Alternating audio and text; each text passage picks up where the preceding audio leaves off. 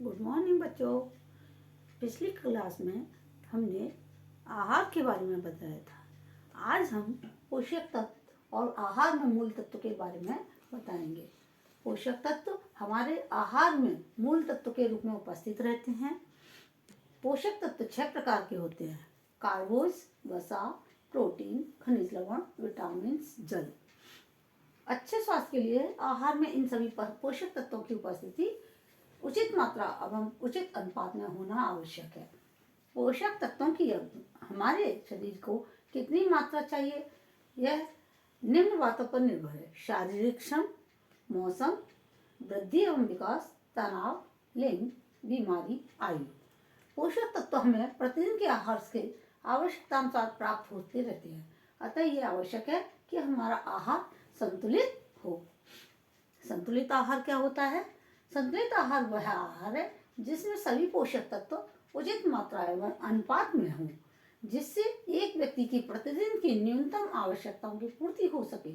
संतुलित आहार में निम्नलिखित बातों को ध्यान में रखना आवश्यक है: उसमें उचित खाद्य पदार्थों का समावेश हो, उसमें सभी पोषक तत्व उचित मात्रा में हों, उसमें सभी पोषक तत्व उचित अनुपात में हों, ऊर्जा की उचित इकाइयां प्रदान करता हो, आसानी से पाचन योग्य, रुचिकर, आकर्षक, सुगंधित एवं स्वादिष्ट हो, सामाजिक रीति रिवाजों और धार्मिक मान्यताओं के अनुसार हो, मौसम एवं उपलब्धता को ध्यान में रखकर खाद्य पदार्थों का चयन किया जाए। आहार के कार्यों को प्रमुख रूप से 3 भागों में विभक्त किया गया है: शारीरिक कार्य, मनोवैज्ञानिक कार्य और सामाजिक कार्य। शारीरिक कार्य क्या होते हैं? आहार से हम अनेक प्रकार के पोषक तत्व प्राप्त होते हैं, जैसे कार्बोज, वसा, प्रोटीन, खनिज लवण और विटामिन। इसके साथ जल भी हमारे शरीर के लिए अत्यंत आवश्यक है। भोजन में उपस्थित पोषक तत्व जल के साथ मिलकर हमारे शरीर को विभिन्न क्रियाओं को सुचारू रूप से चलाने में सहायक होते हैं। भोजन में किसी एक या अधिक पोषक तत्वों की कमी अधिक होने पर शरीर की क्रियाएं ठीक प्रकार से नहीं चल सकती। आहार के शारीरिक कार्यों को भी हम 3 भागों में विभक्त कर सकते हैं।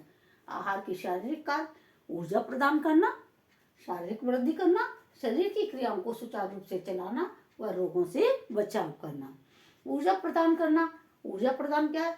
भोजन पचने के पश्चात हमारे शरीर को ऊर्जा प्रदान करता है। इसी ऊर्जा से हम प्रतिदिन के कार्य करते हैं। उदाहरण के लिए चलना, टहलना, खड़े होना, बैठना, दौड़ना, खेलना, रस्सी कूदना आदि सभी कार्य ऊर्जा के उदाहरण हैं।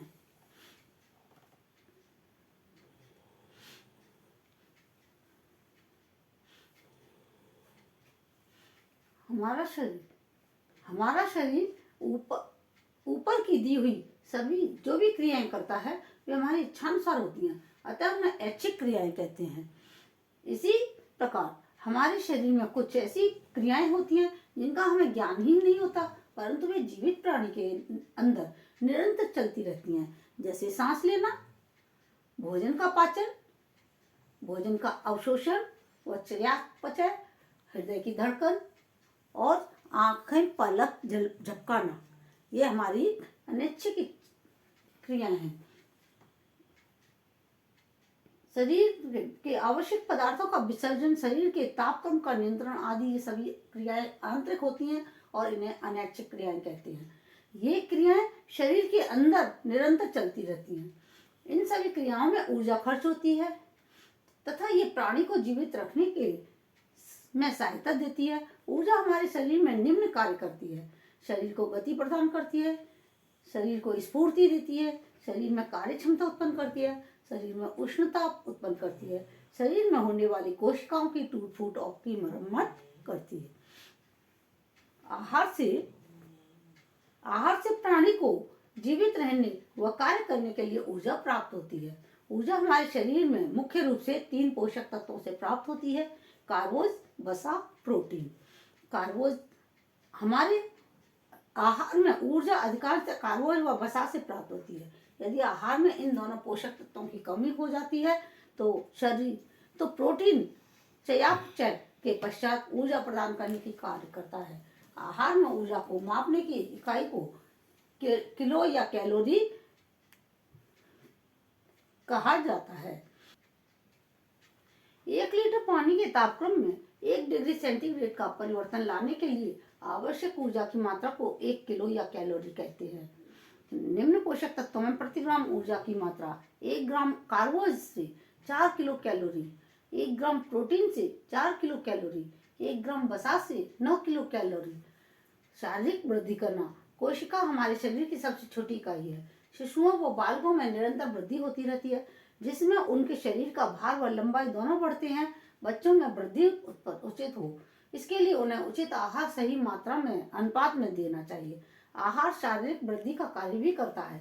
शरीर में निरंतर नई कोशिकाओं का निर्माण एवं पुरानी कोशिकाओं क्षतिग्रस्त कोशिकाओं की मरम्मत होती रहती है।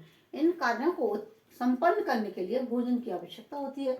इस प्रकार बालकों में शारीरिक वृद्धि होती है। शारीरिक वृद्धि करने वाले पोषक तत्व प्रोटीन, खनिज, लवण, जल हैं। प्रोटीन प्रत्येक कोशिका में पाई जाती है। इसी प्रकार खनिज लवण दांतों हड्डियों के मुख्य रूप से कैल्शियम, फास्फोरस के रूप में पाया जाता है। इसके अतिरिक्त कुछ अन्य पोषक तत्व भी अल्प मात्रा में कोशिका में उपस्थित रहते हैं। जल हमारे शरीर की प्रत्येक कोशिकाओं में उपस्थित रहता है। मानव शरीर में कुल भार का 65% जल होता है। जल हमारे शरीर में होने वाली अनेक क्रियाओं में सहायक होता है। इस प्रकार हम कह सकते हैं कि जल हमारे शरीर की वृद्धि के लिए आवश्यक होता है। शारीरिक वृद्धि उचित हो, इसके लिए बच्चों को उचित आहार ठीक मात्रा में देना चाहिए। शरीर को सुचारू रूप से चलाना व रोग से बचाव करना। आहार हमारे शरीर की क्रियाओं को सुचारू रूप से चलाने में सहायता करता है और इसके साथ साथ भोजन शरीर को विभिन्न बीमारियों से बचाव करता है। प्रोटीन, विटामिन इस कार्य को मुख्य रूप से पोषक तत्व करते हैं। प्रोटीन, विटामिन, खनिज लवण और जल। प्रोटीन क्या है? प्रोटीन शरीर की विभिन्न क्रियाओं को सुचारू रूप से चलाने में सहायक होती है। हमारे शरीर में पाचन, अवशोषण, चयापचय तथा सांस लेना आदि क्रियाओं को चलाने में कई प्रकार के एंजाइम की उपस्थिति अनिवार्य होती है, जैसे पेप्सिन, ट्रिप्सिन, रेनिन आदि। इन सभी एंजाइम्स का निर्माण प्रोटीन के द्वारा होता है। अतः प्रोटीन शरीर की विभिन्न क्रियाओं को चलाने में सहायता करती है। प्रोटीन के साथ विटामिन बी समूह तथा खनिज लवण भी शारीरिक क्रियाओं को चलाने में मुख्य भूमिका निभाते हैं। भोजन से प्राप्त प्रोटीन हमारे शरीर की रोगों से रक्षा करती है। रक्त में कुछ एंटीबॉडीज होती हैं जो प्रोटीन से बनी होती हैं। इन एंटीबॉडीज का मुख्य कार्य रोगों के जीवाणु से लड़ना व शरीर में बीमारियों से लड़ने की क्षमता बढ़ाना है। इस प्रकार प्रोटीन हमारे शरीर को रोग रोधक क्षमता को बढ़ाता है। शरीर को स्वस्थ रखने व त्वचा को बाहरी आघातों से बचाने के लिए विटामिनों की आवश्यकता होती है। यदि कुछ विटामिनों की आहार में कमी हो तो त्वचा फट जाएगी और उसमें कीटाणु प्रवेश कर जाएंगे। इस प्रकार हम कई बीमारियों का शिकार हो सकते हैं। खनिज लवण क्या है? रक्त को जमाने का कार्य करता है। यदि रक्त में कैल्शियम या विटामिन की कमी हो तो रक्त जम नहीं पाता तथा शरीर में चोट लगने के पश्चात रक्त निरंतर बहता रहता है। जल हमारे शरीर के लिए अत्यंत उपयोगी है। जल की उपस्थिति में अनेक रासायनिक क्रियाएं होती हैं। जल के द्वारा शरीर से कुछ अनावश्यक पदार्थों का निष्कासन होता है, जैसे पसीने, मल व मूत्र आदि में।